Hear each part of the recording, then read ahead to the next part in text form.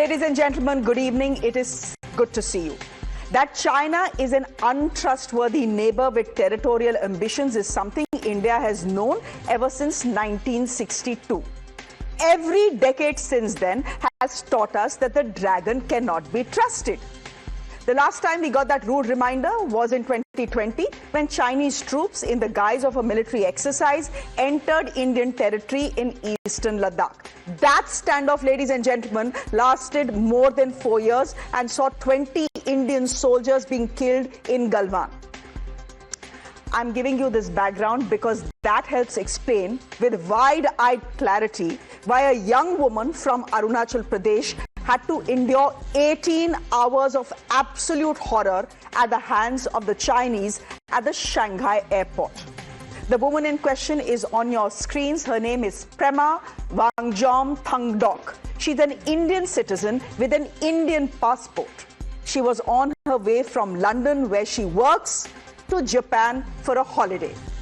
The layover, unfortunately for her, was in Shanghai. That is where she says immigration officials came looking for her, took her aside, and then calmly told her that her Indian passport is not valid. When she asked why, they said Arunachal Pradesh is not part of India, it is part of China, that she's Chinese, not Indian, and that she should actually be applying for a Chinese passport. She was detained. Ladies and gentlemen, she was threatened. She was intimidated for almost 18 hours before the Indian embassy stepped in and sorted the matter out.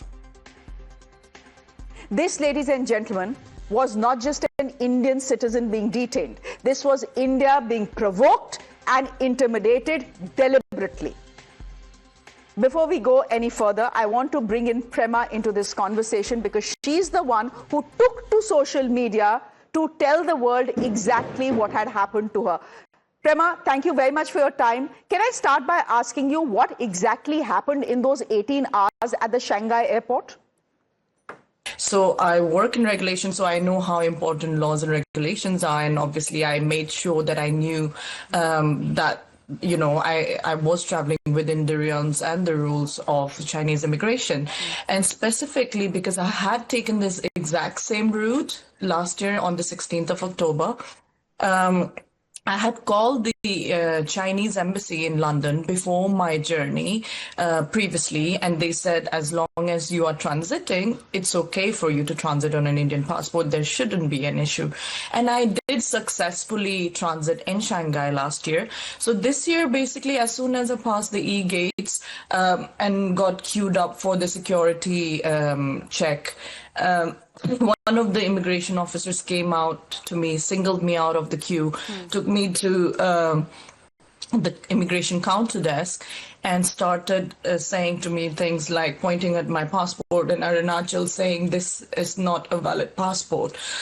Arunachal is part of China and the Indian document is invalid.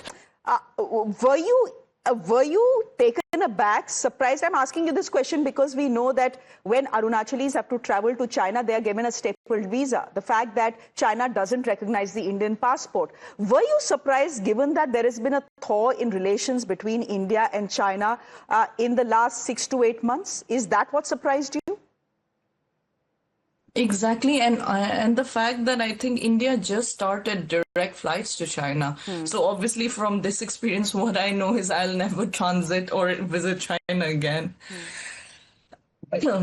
Because it's a matter of, if it's rules, you have to have written rules. You could show it down, you can put it on your website. I mean, it's a due diligence and I should say negligence on the part of the China Eastern Airline, because they saw my passport before issuing my boarding pass. Correct. So they could have held me up in London. And clearly there is no written rule about this. So they actually did not have any valid proof to say and make these statements, because these are statements. These are not facts. The fact is India owns Arunachal Pradesh, and Arunachal Pradesh has always been a part of India. The fact is I am an Indian citizen, not a Chinese citizen. The fact is Indian passport is a valid document. None of the Arunachal residents have ever claim themselves to be Chinese. We don't even speak Chinese. We are completely Indian. All our rights, all our voting rights and everything else. We've always been Indian, Prema, and proudly so will remain. Prema, then can I ask you, in conclusion, do you think in those 18 hours, when you look back, do you think this was China and Chinese officials at the Shanghai airport making a deliberate political point here? Yes, I would absolutely think so, because I mean, what can just a normal citizen do? I don't work for the government. I don't have a say in any of these diplomatic matters. So definitely, I think it's something that the Chinese government and the immigration is trying to put out there to Indian government and authorities. Prema, we'll leave it there for the moment. Thank you very much for your time, and thank you very much for speaking out. Yes, the deliberate provocation doesn't fit into the all is well picture that has been painted for us post the Eastern Ladakh thaw. We have resumed direct flights with China after 5 years. The Mansarovar Yatra has resumed after 5 years as well, ladies and gentlemen. 2 months ago, Prime Minister Modi had traveled to Tianjin, those pictures are from there, for the SCO summit and met Chinese President Xi Jinping. The provocation has come despite this normalization of ties. In China's head, ladies and gentlemen, the 890-kilometer McMahon line is illegal. Arunachal, according to them, is part of Tibet and therefore part of China.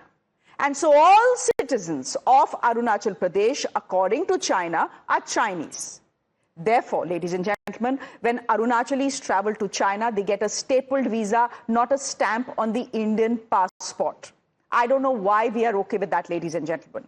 But we have been okay with that. That has been the tradition. That is how it has continued. Today, when asked about the harassment and the humiliation of an Indian citizen, that is exactly what the Chinese side repeated officially and on record. Not once but thrice, Chinese officials said that they do not recognize Arunachal Pradesh as a part of India. Now, ladies and gentlemen, the Indian government has not commented on the matter officially so far, but speaking via sources, they have said that a strong démarche has been issued to the Chinese side, both in Delhi and in Beijing. Sources have also emphasized that Arunachal Pradesh is indisputably Indian territory and its citizens cannot be detained on simply ludicrous grounds like Prema was. Let's try and listen in to what the Chinese are saying this evening. All right, we are hearing from the Chinese. We'll get you that soundbite in just a bit, but we are also hearing from Arunachal Pradesh's Chief Minister, Prema Thongdok, who has spoken out and is saying that what has happened to Prema is an affront to the dignity of every Indian. The Chinese, of course, think otherwise. They feel nothing wrong has happened. Listen in to what they are saying.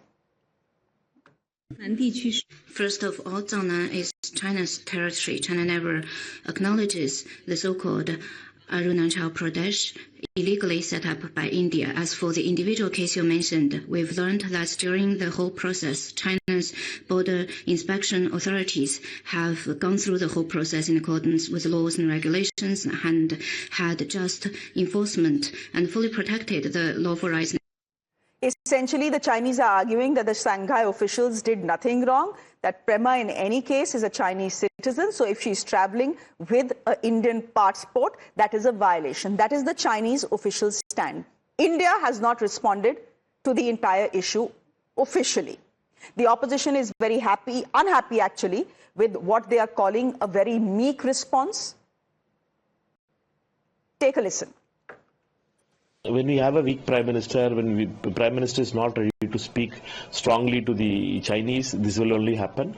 Mr. Modi is only showing 56-inch chest to some poor people, not to the Chinese. Rajnath Singh, Defense Minister, and they speak, I don't know, out of the blue or as if they are doing theater. That 18 hours, Arunachal origin, Indian of course, was detained at Shanghai airport, and Finally, it has been also declared by authority of China that it's not valid passport. So already they have altered the border of the India. विपक्ष के पास मुद्दों की कमी है। China और India में कुछ मुद्दों पर मतभेद है, ये तो स्वीकार है कि बहुत दिन से हम जानते हैं बहुत से मुद्दों पर मतभेद है, लेकिन उसके बीच में भी रास्ता निकल रहा है। लेकिन अरुणाचल प्रदेश भारत का अभिन्न अंग है और अरुणाचल के लोगों का पासपोर्ट इंडियन ही बनेगा। Ladies and gentlemen, geopolitics has to be conducted with a certain degree of pragmatism. But does one not respond at all to this unwarranted provocation? This is China's psychological warfare. We all understand that. This is China asserting its claim over Arunachal Pradesh. Should a studied silence from India then be the response? That's my question this evening. Shazia Elmi, national spokesperson of the BJP. Sushant Sareen is a senior fellow of the ORF. And Sujata Paul is spokesperson of the Congress party, joining us on the broadcast. Before I get the political voices in, Sushant Sareen, we've had an official comment come in from China. Not one, but multiple official comments come in from China. We have Prema, who has gone to every news channel and detailed what happened with her.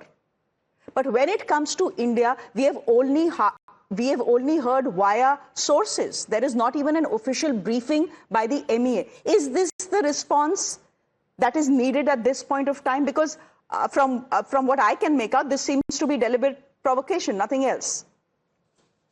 No, you're right, Shreya. It is deliberate provocation. I think that's a no-brainer. Second, as far as I am aware, the government of India has issued 2 démarches, one in Beijing and the other one in New Delhi. That is the diplomatic part of it. But I think the point which you are making is that why hasn't the spokesman of the Ministry of External Affairs come in with his bat swinging? Maybe they will. I can't prejudge what the government is going to do. I'm not a government spokesperson. So that is one part of it. And I personally think that, you very correctly said that this is part of the psychological warfare. We have seen this in the past as well, what the Chinese do, that at one level, they play the good cop and they try and make up with you. They make all the right noises. Their ambassador out here will say the right things. They will invite you to China for international summits and all of that and talk about how India and China need to cooperate. At another level, they will then start doing these kind of pinpricks and provocations. I think we also need to have some kind of a policy that, for example, although these are not 2 comparable cases, because we don't claim Tibet to be a part of India, but nevertheless, we no longer endorse the One China policy. Correct. So in some of the areas where there are disputes, for example, Xinjiang or for that matter, Tibet, maybe we should start issuing stapled visas, create a couple of incidents like this to convey to the Chinese that, this is a game 2 can play. So I think some kind of, tactics need to be developed to be able to reciprocate to what the Chinese are trying to do. The provocation needs to be reciprocated. That, well, that if we also want good relations with China, there's no doubt about it. But if this is the kind of stuff you're going to do, then there will be a pushback in one form or another. Again, I think there has been a kind of a pushback in the past. Maybe not after the Modi-Xi meeting in China, but earlier, we've seen ministers traveling to Taiwan. We've been getting into very close relationship with Taiwan. The Prime Minister wishing the Taiwanese president on her election victory. These things have happened. And, the Chinese could just as well turn around and say, well, these were provocations like they've done with Japan. Correct. So there has been a kind of a pushback, but in this particular instance, I agree with you. Maybe the spokesperson should come out and say something. Sushant, what is surprising to me is the fact that there's been this studied silence. I remember when the entire issue and natak of China renaming places in Arunachal had started, the Indian government had stepped out and said, this is a figment of your imagination. If it pleases you, do it, but it doesn't mean anything. There was a strong response that had come in then. I'm just surprised that it has been more than 24 hours and we have not heard from the Indian government officially. But Shazia Elmi, when the opposition is asking you a question about what they are calling a meek response. Can your response, the BJP's response, be Congress के पास मुद्दों की कमी है? ये मुद्दा नहीं है क्या Shazia? Of course it's an issue. It's a major issue and it's totally untenable. The Chinese position on Arunachal Pradesh is, we all know, it's completely skewed and wrong and nobody will tolerate it. As far as Indian government is concerned, we heard from Prema herself, who said that the Indian officials who she managed to contact after a lot of negotiation that she had to that she had put in, they did reach out and they did try to help her. But the fact of the matter, and also there have been 2 demarches that have been launched, strong ones at that, and not everything is playing out in the open. So, and we know what's happened between India and China. We know how the de-escalation has happened. We know high-level diplomatic engagement that has taken place. So a lot is going on. And yes, there is a certain degree of back and forth that keeps on happening with China. Okay. But in no way do we concede that this of kind course, of that is India's stated kind of position. Shazia, that is India's stated position. That's Arunachal Pradesh's, Arunachal Pradesh's, no, I'm saying something else. Arunachal Pradesh's CM has spoken. And I'm sure MEA is seized of the matter, and a lot is going on that we do not know about. He has said this is an affront to every Indian's dignity. When both Shanghai if it is an affront to every Indian's dignity, which I think it is, then you need, and he's saying, I'm sure that the MEA and the Indian government is doing something about it. But what you need to do is hear from the MEA. Sushant, you want to come in very quickly, and then I'll bring in Sujata Paul. Very quickly, because, Shreya, being a journalist, you should understand, and I'm sure you do, that even the Chinese spokesperson was probably asked a question in the normal briefing which the Chinese give. Correct. Now, I don't know if the MEA spokesperson has held a briefing today or whatever. No, they haven't. Tomorrow is the day when they usually hold their meetings. Maybe, the journalist will ask a question and maybe he will make some kind of an intervention. Secondly, and this is a suggestion because there are members of the Congress and the BJP sitting out here, even if the government is issuing a statement or issuing demarches, maybe the political parties, rather than targeting each other, the BJP targeting the Congress and the Congress targeting the BJP, can issue statements on their own against China. Against the policies that the Chinese have adopted. नहीं वो किया है सुशांत जी. I'm just I'm getting in. I'm not aware of that because I normally don't. I'm sure you have more academic things to do. We have to keep track of what every political party and their spokesperson is saying to see where exactly they stand. But Sujata ji, before I come to you, Sushant, just want to read this out to you. You have the official spokesperson of the Congress party who has put things out. She's saying कि इस पर भारत सरकार किसी भी सूरत में चुप नहीं रह सकती, मुंह तोड़ जवाब देना चाहिए. The fact is, but she's targeting the government of India, na. She should target the government of China and go after the Chinese. And I would advise even the BJP should do. The BJP can take a separate position from the government on this. It's not necessarily that the I think that distinction, I don't think that there is that distinction. The BJP will very well take the position that the government of India takes. Those days are long gone. I think, Sushant Sareen, you know that better than anyone else. But Sujata Paul, the BJP is arguing that, look, demarches have been issued both in Beijing and in Delhi, and we'll deal with it the way we want to deal with it. Not everything has to play out in front of television cameras. So why are you calling this a meek response? Why is someone like a Manikam Tagore, mocking the Prime Minister and his 56-inch ki chhati and saying it's only for the poor and it's only to show off, but when it comes to China, he's not a strong Prime Minister? Good evening, Shreya ji, to my co-panelists and to your viewers. The fact of the matter is that when it comes to China, we have seen a meek response from the government every time since 2020, when our soldiers had laid down their lives in the line of duty in Galwan. From that time to now, has our government shown any gall? No. And now let me explain this part also, what Mr. Sushant was saying. When we talk about our government, we have every right to question our government and also exhort our government to take action. And surely it is the opposition's duty when a girl as brave as Miss Prema, went through this ordeal in China and today she needs us, we stand by her and tell the government it is time for you to take action.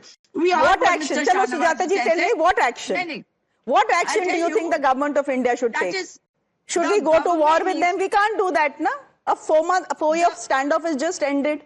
And I don't think you can argue that the government's response to China has been weak on every occasion.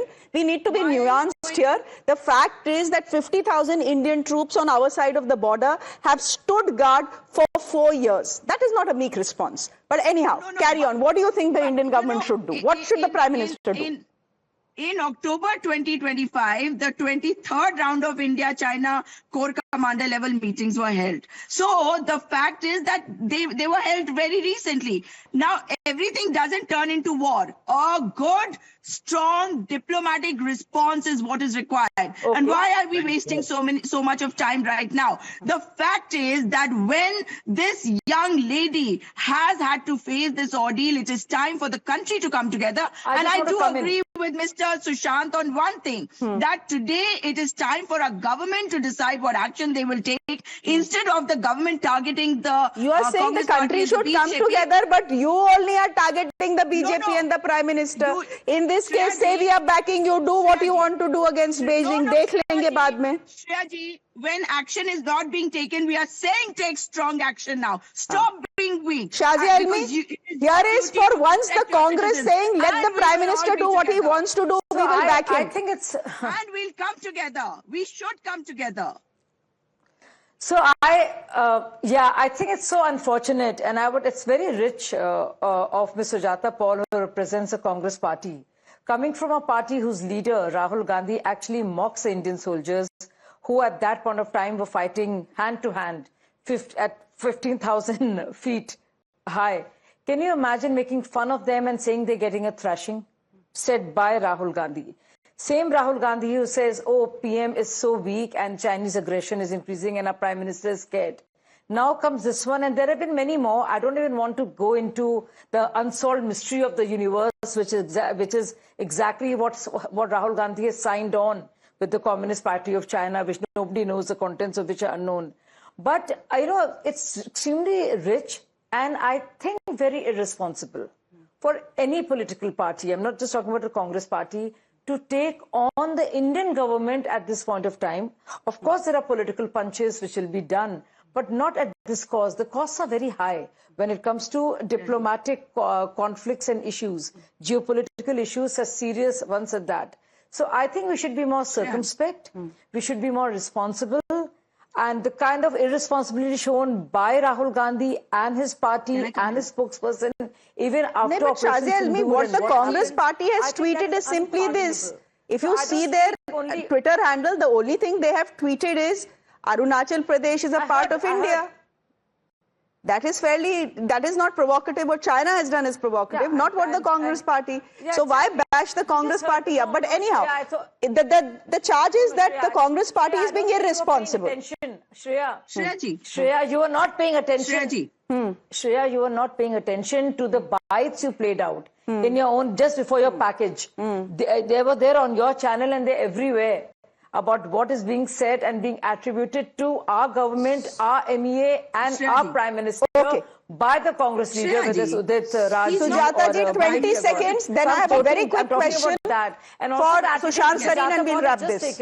Okay, go ahead, Sujata. Shreya ji, just look at the arrogance of the BJP spokesperson. What did I say? It is our duty to make sure that our government takes action, and as the opposition, we will exhort them into action if required. And that is what we are doing. What our leaders are clearly saying is that stop being weak. It is time for you to stand up for our people. And I clearly said on your show that let the government take action and we will all stand together. Why is it that the BJP doesn't want any questions? Why is it that the BJP is doing whataboutery when they should actually talk about Prema today, the ordeal that she went through, and that no other girl, no other young man, no other person, no other citizen goes through? Okay, it is befuddling that for the last 24 hours, we have not heard a word from the Ministry of External Affairs on this matter. But Sushant Sarin, and probably they will be asked a question in tomorrow's press conference, probably they will. will respond.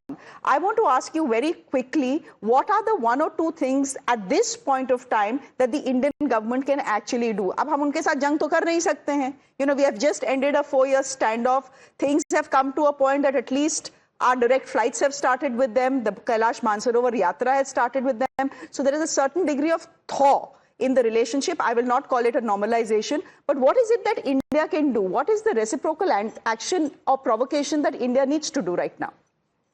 Okay, Shreya, a couple of things, and very quickly. One, I don't disagree what Ms. Paul is saying, that yes, of course, it's the right of the opposition to, ask questions, even target the government. But like I said, I'm not denying them that right, but they should target China more than they target their own government on an issue like this. Secondly, I think Ms. Paul herself agreed that when she's talking about strong action, she's not talking about military action or something else, some diplomatic action. Now, what constitutes strong diplomatic action?